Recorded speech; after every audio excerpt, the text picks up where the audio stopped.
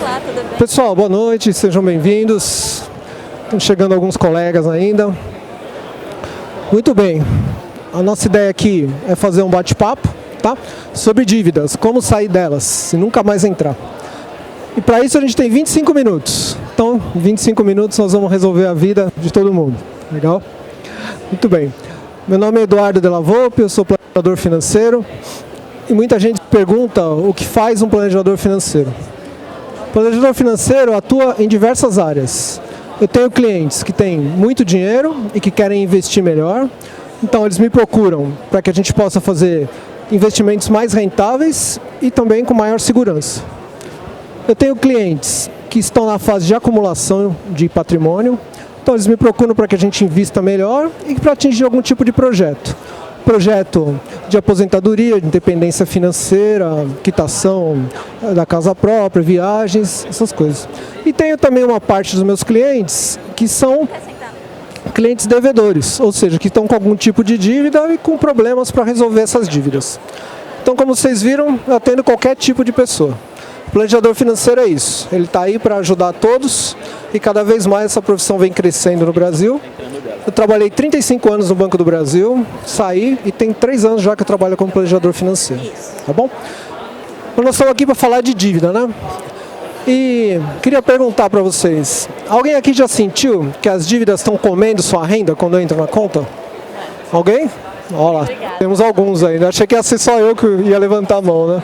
Mas todo mundo já sentiu assim alguma vez, que acredita o salário naquele dia, dia 10, e no mesmo dia vai lá para pagar cheque especial, para pagar o cartão de crédito e o CDC. Se não sobra nada para a gente colocar ali no investimento ou para planejar a vida, né? E eu pergunto para vocês, por que a gente se endivida, né? Por que a gente chega nesse ponto das dívidas comerem nosso salário e tal? Principalmente por uma falta de planejamento na contratação dessas dívidas. Ou seja, a gente faz várias dívidas pequenas que somadas acabam transformando numa dívida grande e a gente acaba perdendo o controle.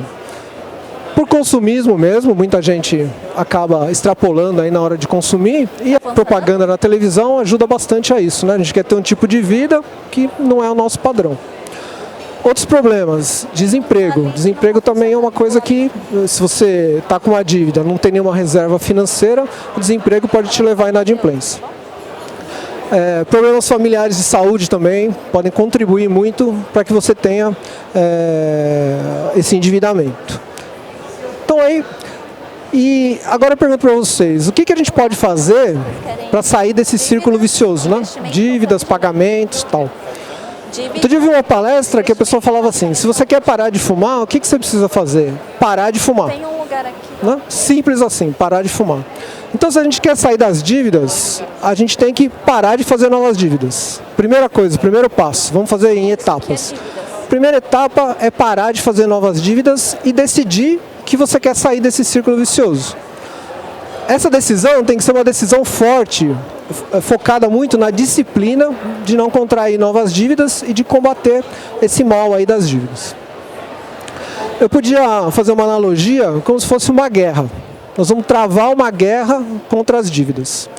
E aí quando a gente entra numa guerra, qual é o primeiro passo que a gente tem que fazer? Conhecer nosso inimigo. No caso aí, nossos inimigos são as dívidas. Para eu conhecer o meu inimigo, o que eu preciso? A primeira coisa é saber quanto eu devo. Muita gente tem medo de fazer essa conta. Quanto que eu estou devendo, quanto é minha prestação, não quero nem saber quanto eu devo.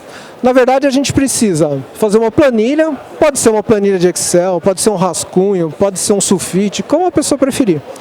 Nós vamos relacionar ali todos os tipos de dívida que a gente tem.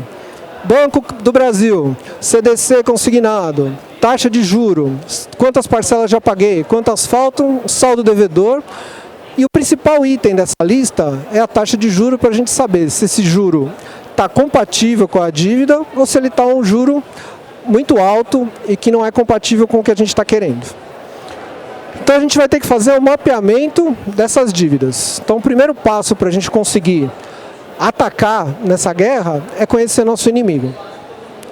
Segundo passo, já conheço meu inimigo para a guerra, eu tenho que conhecer a mim mesmo. Então tem lá, conhece-te a ti mesmo. que eu preciso fazer? Eu preciso saber qual é a minha capacidade de pagamento para enfrentar esse meu inimigo. Como eu vou fazer isso? Eu tenho que ter uma planilha de orçamento doméstico, familiar, né? Mesma forma, pode ser planilha, pode ser rascunho, como vocês quiserem. Vou relacionar lá todos os meus gastos que tenho e os meus rendimentos. Para isso, eu gosto muito de uma matriz do professor Fábio Gallo da FGV. Chama matriz ABCD. É uma matriz muito legal porque ela divide os seus gastos nessa classificação.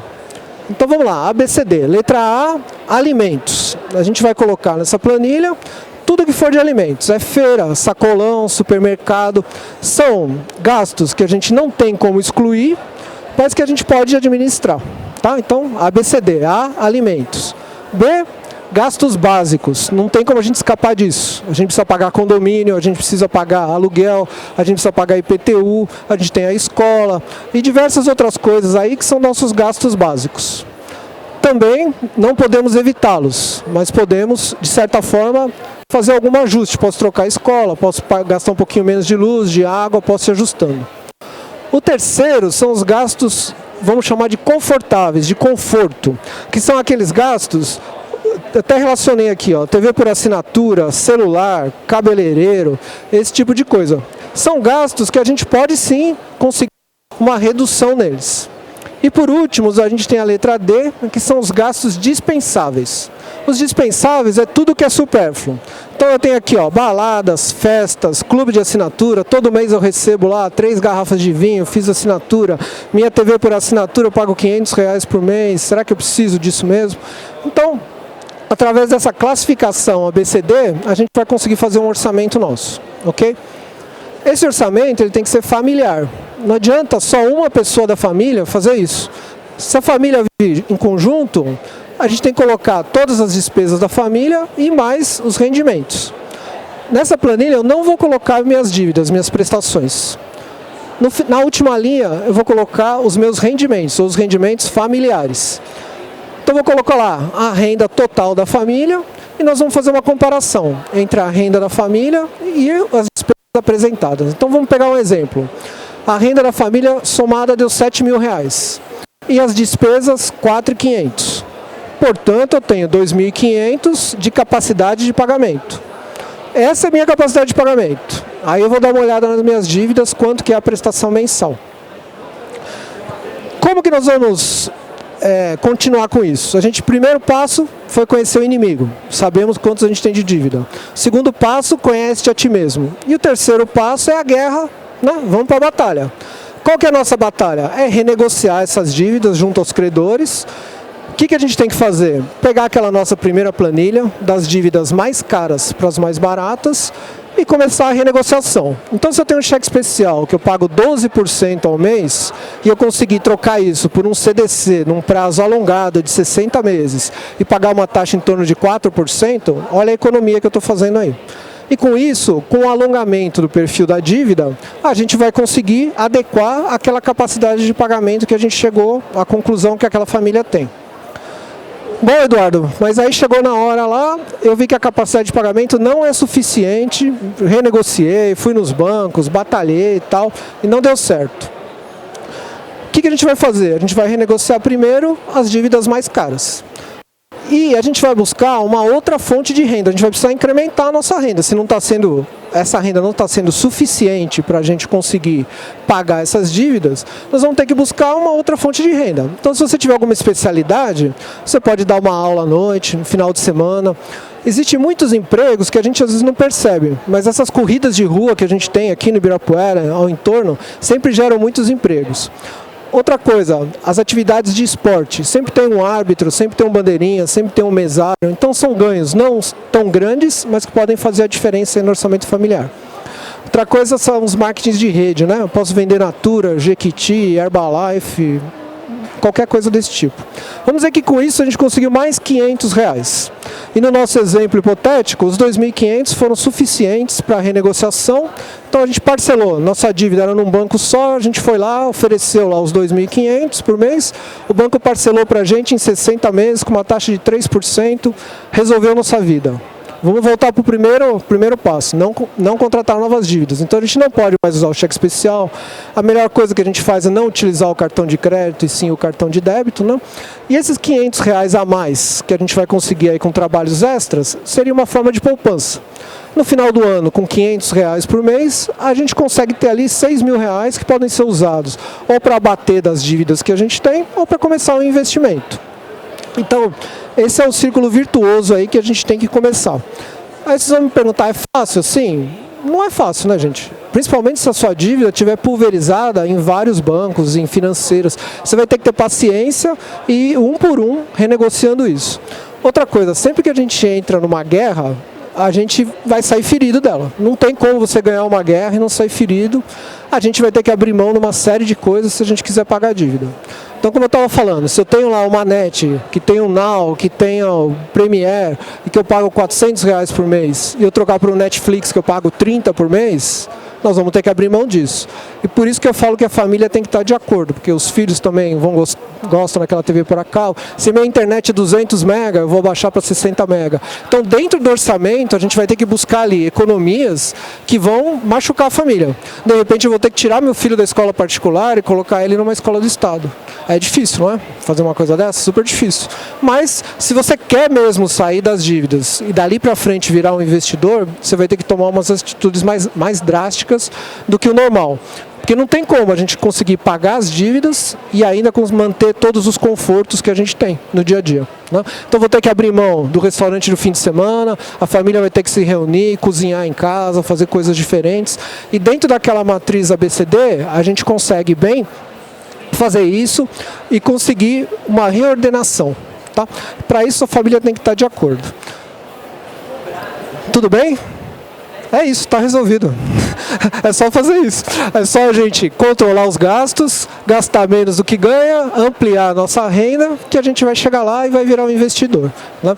Aí, a ideia da nossa palestra é ser interativa. Eu queria ouvir de vocês aí alguma pergunta, alguma coisa que vocês queiram saber, que a gente ainda tem mais 10 minutinhos ali que a gente ainda pode conversar. A Márcia está lá no fundo com o microfone, é só vocês levantarem a mão. Pode ser qualquer tema e aí a gente vai sobre dívida e a gente vai falando. Quem se habilita aí? Márcia, nosso colega aqui na frente. Olá, boa noite, tudo bem? Meu nome é Eduardo também, Xará. Bom, a minha pergunta é a seguinte, eu tenho em cheque especial em torno de 2.100, 2.200 mais ou menos. Fiquei desempregado durante 2 meses, acabou acumulando, não tive o que fazer. Fiz alguns bicos por fora, tive uma rendinha, mas não foi suficiente para suprir esses 2 meses. Ok. Agora, a gerente, vendo a oportunidade, me ligou e falou que abriu uma linha de crédito para mim, que aí daria como se fosse esse crédito para abater essa dívida e ir pagando aos meses. Mensalmente. Isso. Uhum. Só que acontece, o cheque especial, ele tá, hoje já estou empregado, minha renda, querendo ou não, já está comprometida pelo meu orçamento já. E esse crédito que ela está me oferecendo, ela está oferecendo a 13%. 13% o crédito. E hoje eu tenho no cheque especial mensal 7%. A diferença é que o crédito é juros compostos, já o cheque especial não é... Só vai pagando todo mês. Exatamente, eu pago todo mês. Nesse caso não seria viável. Então, que banco que é esse que você tem? Itaú. Itaú. Então, ó, uma coisa que eu não falei que é importante. A gente tem a opção sempre de fazer portabilidade de dívida, né? Então, se a gente tem uma dívida e o banco está cobrando uma taxa de 13% no CDC, é uma taxa absurda, né, gente? Se o cheque especial é em torno de... Ele está falando que é em torno de 7%, o banco está oferecendo 13%, o melhor, Eduardo, seria o seguinte, você procurar um outro banco, você está empregado, né? Você está negativado ou não? Não, não estou. Então, você tem crédito. Sim. Né? Então, você vai num outro banco, apresenta seu lerite e tal, eles vão abrir uma linha de crédito CDC, qualquer coisa que seja abaixo de 7% está valendo. Você vai parcelar no prazo máximo que você conseguir. Por que é bom? Não importa que o juro composto ali, ele vai deixar a prestação alta. Mas com o tempo você puder abater as prestações finais, você liquida antes, mas você tem um prazo para respirar, né? Sim. Então assim, você vai ter que abrir teus olhos para outros bancos. Vamos olhar a concorrência, o que está fazendo. O Banco do Brasil, a quanto oferece esse CDC, né? Então a gente abriu o olho para o que o mercado está oferecendo, né? No caso, a empresa que eu trabalho, ela tem convênio com o Santander, então acredito que dê para eu chegar e conversar com eles, né? Sim. Para ver. O Itaú é independente da tua empresa, né? Independente da minha empresa. Então, eu acho que isso já tem. Só um pouquinho. A melhor coisa seria você pegar um empréstimo consignado, porque sempre que o consignado, eles têm a garantia do pagamento por conta do salário. O empréstimo consignado, a taxa é em torno de 3% ao mês. Então, vai para o consignado, liquida seu cheque especial, e aí você deixa lá um limite bem baixinho do cheque especial, só se você tiver alguma emergência. Cheque especial é para a gente usar só em emergência, né, gente? Então, a linha CDC consignado seria muito melhor para você. Tranquilo, muito obrigado. Legal? Mais alguém, pessoal? Vamos lá. Dá preferência para nossa amiga aqui na frente primeiro. Boa noite, Eduardo. Boa noite. Eu gostaria de uma sugestão tua em relação ao consumismo para combater as dívidas, porque não deixa de ser um meio no qual muitas pessoas ainda se inserem nas dívidas. Sem dúvida. Pelo consumismo. Então, o que um planejador financeiro diria a uma pessoa que tem esse problema, que não deixa de ser também um vício, né, que é bem difícil de se desfazer? É verdade. Olha, a primeira coisa que a gente tem que fazer é entender qual a causa desse consumismo, né? Pode ser uma causa psicológica, a pessoa se sente diminuída em relação aos outros, né? E a minha sugestão é transformar esse consumismo num vício em investimento, né? Então, à medida que você começa a ver seu dinheiro crescer um pouquinho, por que muita gente não investe? Porque não vê um objetivo naquilo. Então você tem que traçar um objetivo para poder investir. Então eu quero fazer uma viagem no final do ano para o exterior. Então eu vou juntar lá R$1.000 por mês, no final do ano eu vou ter 12 mil, vou pagar minha viagem à vista e ainda vou ter o dinheiro para comprar os dólares. Você tem um bom motivo para guardar o dinheiro, não é? Agora se eu te falar assim, você vai guardar R$1.000 por mês e no fim do ano você vai ter 12 mil. Né? É diferente. Então quando você traça um objetivo, esse objetivo se torna o quê? É tipo a renegociação que eu falei, vira aquela guerra, né? E todo mês você vai vendo seu dinheiro crescer ali direitinho e cada vez você está mais perto dessa viagem. Então, eu iria por esse lado de tentar transformar o consumismo, ele está gastando um dinheiro, né, em investimento. E outra coisa, acho que todos vocês já devem ter ouvido falar isso, né? Tem uma máxima que diz assim, pague-se primeiro. Pague-se primeiro. Então, no dia que quem tem salário, né? Bom, meu salário cai no dia 10. Entrou, primeiro eu faço meu investimento, depois o que sobrar eu vivo. Esse tem que ser o nosso pensamento. E a gente tem que encaixar, como o Eduardo falou ali, fazer um orçamento e ali ter aquela nossa sobrinha, né? Por mês. E a primeira coisa é sair das dívidas, né? Então, fazer esses passos que eu falei. A gente tem que conhecer nossas dívidas, planejar o nosso orçamento normal, ver a nossa capacidade de pagamento, renegociar e se tornar de devedor para investidor, né? Márcia, vamos lá no próximo?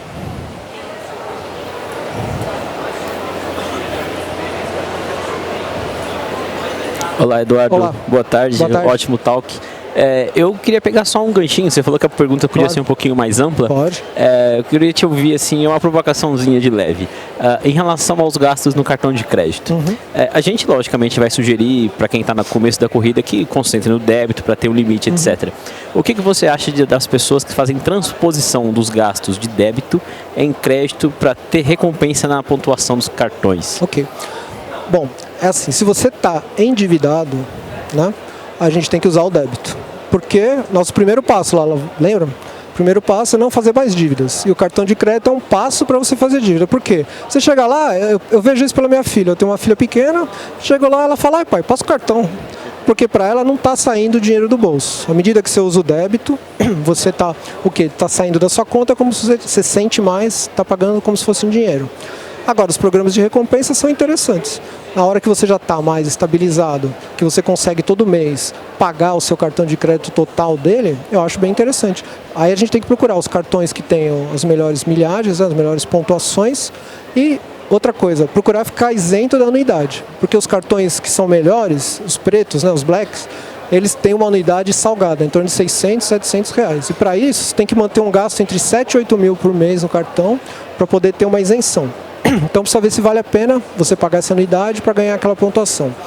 Outra coisa das milhas, né? Eu não sei se é comigo, eu sou meio azarado. Toda vez que eu vou usar, eu não consigo. nunca tem a data que eu quero, é sempre para viajar, para ir para a Europa no inverno, né? Aquele dia que está nos Estados Unidos lá, que 1 metro de neve, aí esse dia tem a passagem, mas o dia que você quer ir nunca tem. E quando tem, é bem caro, né? Então assim, a gente precisa ver quanto que custa essa milha para a gente, mas concentrar os gastos no cartão é uma coisa inteligente. Porque você tem uma fatura e esse orçamento que eu falei para a gente fazer, basicamente ele está pronto, né? Se você concentra os gastos do cartão, ele está pronto ali para você ver onde está indo o seu dinheiro. Só que tem que ter uma bela disciplina, assim, para não escapar. Bom? Muito obrigado, valeu. Né? Mais alguém, gente? Ó, a gente ainda tem uns minutinhos. O Walter está bem na minha frente, não consigo ver o... Ainda temos 4 minutos. Que mais que a gente pode falar, então? Bom, eu falei dessa questão de aumento de renda, né? Isso é uma coisa bem interessante, porque muitas vezes a gente não enxerga alguns espaços para a gente aumentar a renda, né? E eu vejo muita gente trabalhando com esse marketing de rede, conseguindo um bom rendimento mensal, uma boa compensação ali para ser um reforço. Não é para ser a renda principal, mas para ser um reforço. Eu acho que é uma boa. Mais alguma pergunta? Por favor. Aí atrás ninguém? Se habilita? Oba, uma pergunta. Me ajudem aí, faça uma pergunta. Por favor. Boa noite. Boa noite. Como é seu nome? Vanderly. Vanderly, vamos lá. Vanderly. Você está falando bastante assim na administração doméstica, né? Sim. A nível de empresa, quando você tem uma diferença do fluxo caixa, né? As suas entradas não batem justamente com as suas saídas. Okay. Aí, como que a gente pode administrar para não estar acumulando juros, taxas para a empresa? Boa pergunta. Olha, quando a gente fala de dívida, a gente sempre acha que dívida é ruim, mas existem as dívidas boas, né? Então, se eu vou comprar um apartamento, nem todo mundo vai ter o dinheiro para chegar lá e pagar à vista. Então, eu posso fazer um financiamento com a taxa de juros adequada. A mesma coisa para as empresas, né? As empresas, muitas vezes, elas podem investir através de linhas do BNDES, por exemplo, de capital de giro, né? Que são linhas bem econômicas, e aí você vai ter que ter um contato com o seu gerente do banco para ver isso. O que eu não oriento ninguém a fazer é, por exemplo, usar o cheque especial para cobrir esse furo de caixa que você tem na empresa. Porque aí você vai estar pagando um juro absurdo por uma linha que não é o que você precisa de um capital de giro. Os bancos têm capital de giro parcelado também. Normalmente a taxa é um pouquinho mais cara. Vai te dar um pouquinho de trabalho fazer o cadastro nos bancos, né? Para poder obter essa linha. Você vai ter que apresentar seu faturamento, balanço, se houver, tal. Mas vale a pena. E a única forma da gente encaixar isso é através dessas linhas mais baratas para não prejudicar seu fluxo, né?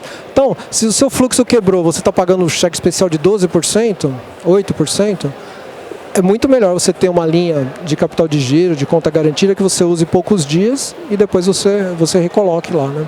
Agora, as dívidas são válidas. O que não é válido é você ficar acumulando dívida, né? Porque chega um ponto que você vai quebrando, não vai ter jeito. E outra coisa que a gente não pode fazer é pegar uma dívida cara, né, para utilizar no dia a dia, assim. Então, dívida para aumentar patrimônio é uma dívida boa. Dívida para consumo, a gente tem que riscar da nossa vida. Tá bom? Mais alguém? Opa, mais uma pergunta. Boa noite, meu nome é Antônia. Oi, Antônia. Quando a gente tem uma dívida e já está com o nome também sujo na praça, normalmente a gente não consegue renegociar isso via bancos, né? Tem alguma recomendação? Eu ouvi dizer que o PROCON acho que tem uma linha para endividados, alguma coisa assim? O PROCON ele só orienta, né? Ele não tem linha de crédito. Mas na verdade o que você pode fazer, se for num banco, o que te impede a restrição é conseguir crédito em outros bancos. Mas no banco que você tem a dívida, eles têm que negociar com você. Isso você vai lá, pode conversar com o gerente, você fala, ó, minha capacidade de pagamento é tanto e eu quero renegociar a dívida. Eles têm que te dar algumas opções. Alguns bancos fazem isso online. Se você entrar na internet, tem lá opções para você renegociar a dívida, né? Então, dentro desses passos que eu falei, você tem que conseguir saber qual é a sua capacidade de pagamento e aí você vai lá e renegocia a dívida. Agora, fora isso, as dívidas com 5 anos, seu nome sai dos serviços de proteção ao crédito, mas a dívida não caduca, tá? Muita gente acha que com 5 anos acabou a dívida Na verdade, os bancos eles vendem para a empresa de cobrança essas dívidas, recebem um tanto, então tem Ativos SA que o Banco do Brasil vende as dívidas. Então Ativos é que vai passar a te cobrar. Mas pode ir lá que eles têm que renegociar com você, sim. E você pode ir no Procon, o Procon vai te dar uma orientação de como fazer melhor essa renegociação. Mas linha de crédito o Procon não tem, não. Não, obrigado. Tá bom? Valeu, pessoal. Muito obrigado, viu? Obrigado por terem vindo. Tem o nosso app aí do Congresso, se vocês puderem avaliar a palestra. Obrigado, viu? Um abraço a todos.